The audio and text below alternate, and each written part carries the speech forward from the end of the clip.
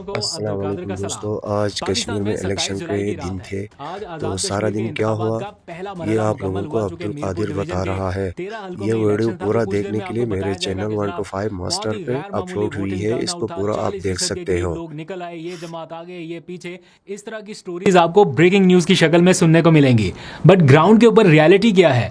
Pakistan Muslim League Nawaz, Peoples Party, IPP, ये सब एक जगह पे इलेक्शन लड़ रहे हैं वर्सेस पीटीआई और बाइकॉट। पीटीआई का बाइकॉट का फैसला था, तो अवाम ज़्यादा किस तरफ नजर आए? पीटीआई ने इलेक्शन नहीं लड़ा, बट ज़्यादातर अवाम किस तरफ थी? क्या बाइकॉट की तरफ थी या इन जमातों को वोट डालने की तरफ थी? तो ग्राउंड के ऊपर आज पूरा दिन क्या होता रहा, इस हवाले से अपडेट्स आपके साथ शेयर करते हैं।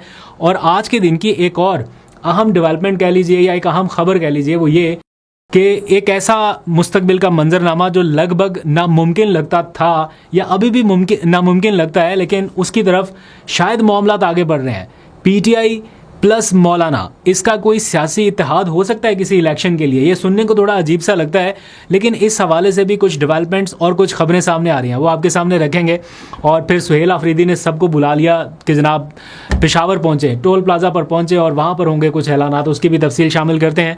लेकिन सबसे पहले एक छोटी सी अपडेट और फिर कश्मीर इलेक्शंस पे बात करते हैं। ये अपडेट आज दोपहर में मौसूल हुई कि अक़वाम मुत्तहिदा की नुमाइंदा खसूसी बराए इंसदादे इंसानी तशद्दुद LSJ एडवर्ड की जानिब से इमरान खान के हवाले से जो जिन कंडीशंस में उनको रखा गया है, उसके ऊपर एक बार फिर तशवीश का इजहार किया गया और उनकी कंडीशंस को वापस नॉर्मलाइज करने के हवाले से मुतालबा किया गया कि उन्होंने बल्कि वो कंडीशन भी लिखी हैं कि उनके पास जो इतलात मौसूल हुई हैं कि वो CCTV कैमरों की मॉनिटरिंग में एक ऐसे सेल में कैद हैं जिसमें विंडो भी नहीं है, विंडोलेस सेल है जिसमें वो 24/7 रहते हैं। इस तरह की सिचुएशन उन्होंने लिखी और मुतालबा किया कि उनकी जो कंडीशंस हैं उनको नॉर्मलाइज किया जाए। इससे पहले भी यही नुमाइंदा खसूसी जो हैं वो पहले भी आवाज़ उठा चुकी हैं, एक पूरा उन्होंने आर्टिकल भी लिखा था, अपनी एक रिपोर्ट भी सबमिट की थी और एक बार फिर से उनकी जानिब से ये ट्वीट सामने आया है। बहरहाल इसका फौरी तौर पे कोई इम्पैक्ट होगा नहीं होगा कह नहीं सकते, लेकिन आवाज़ें हल्की फुल्की कहीं ना कहीं से अभी तक जारी हैं। अब आगे आ जाइए ज़रा कश्मीर की सूरत हाल पे बात करके फिर ज़रा इसी मामले पे बात करेंगे कि पीटीआई का आगे का प्लान क्या है। और एक अहम खबर जो आज के दिन की डेवलपमेंट है पीटीआई प्लस मौलाना, उसके ऊपर भी बात करते हैं। तो जनाब कश्मीर का जो इलेक्शन जिसका पहला मरहला आज ख़त्म हुआ, यानी आज के जो नताइज हैं वो कंप्लीट इलेक्शन रिजल्ट नहीं होगा, लेकिन थोड़ा सा पिक्चर क्लियर होने लग जाएगी कि आगे किस पार्टी के पास मामला जाएंगे, क्योंकि वो माहौल बन जाता है ना कि पहले मरहले में ये पार्टी आ गया तो फिर बाकी सारी भी उसी के पीछे।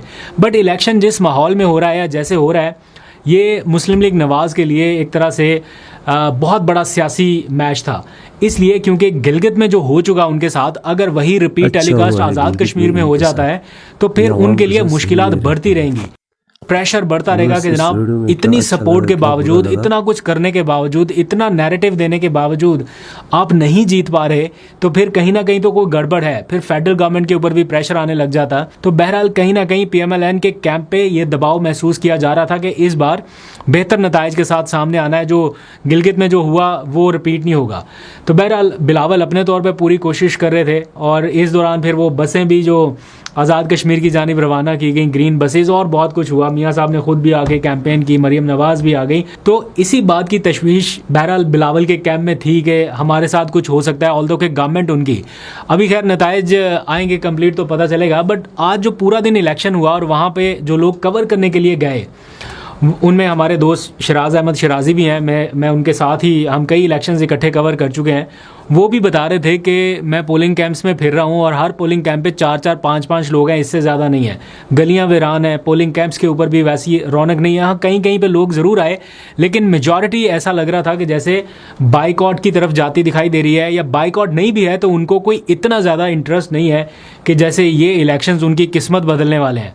और फिर आज जो पूरा दिन होता रहा और फिर एंड पे जब 1 घंटा पोलिंग भी बढ़ानी पड़ी, तो वो कोई इसलिए नहीं था कि इतनी बड़ी तादाद में लोग पोलिंग कैंप्स के अंदर बाहर मौजूद हैं कि 1 घंटे का वक्त बढ़ाना पड़े, इसलिए था कि टर्नआउट था ही बहुत कम। और इलेक्शन कमीशन को अपनी जब रिपोर्ट देनी है कि कितना टर्नआउट रहा, तो उसमें कुछ ना कुछ तो लिखना है। अब ये सवाल कि क्या पाकिस्तान तहरीक इंसाफ का बाइकआउट का फैसला दुरुस्त था, इन हालात में लग रहा है कि काफ़ी हद तक दुरुस्त था, क्योंकि लोगों ने उसी तरह से रिस्पॉन्ड भी किया है। किसी ने ये नहीं कहा कि पीटीआई को होना चाहिए था, हर हाल में होना चाहिए था, या कोई गम और गुस्से का इजहार किया गया हो। पीटीआई के अपने लोग भी समझते हैं कि ये फैसला ठीक था। पाकिस्तान तहरीक इंसाफ माहौल बनाना चाहती है, ये गहमा गहमी, ये सारा कुछ कहाँ पर 5 अगस्त की तैयारियों के हवाले से। इसलिए उन्होंने मीनार पाकिस्तान पर भी जलसा करने का फ़ैसला किया कि हम पेशावर में तो कर ही रहे हैं, लेकिन एक शो जो है वो मीनार पाकिस्तान पे भी होना चाहिए, ये ग्राउंड खाली ना छोड़ा जाए। तो उसके लिए आज पीटीआई के सेक्रेटरी जनरल और लाहौर की मुकामी क़यादत के कुछ लोग डिप्टी कमिश्नर के ऑफिस पहुंचे और वहाँ पर उनको एक दरख्वास्त दी। ये खबर बिल्कुल पीछे रह गई और डिप्टी कमिश्नर साहब का जो अंदाज़ था गुफ्तगू के दौरान, जिस तरह से वो सीट पीछे किए हुए झूल रहे हैं, वो बिल्कुल मायूब लग रहा था। मैं ये नहीं कह रहा हूँ कि वो कोई हकारत से देख रहे थे या वो उनके लहजे में कोई तकब्बुर था, वॉट एवर, वो एक बहस ही अलग। लेकिन आपके पास अवामी नुमाइंदे आए हुए हैं, आप थोड़ा सा अपना रिलैक्स पोजीशन को छोड़ के बैठ के उनकी बात तरीके से सुन सकते हैं।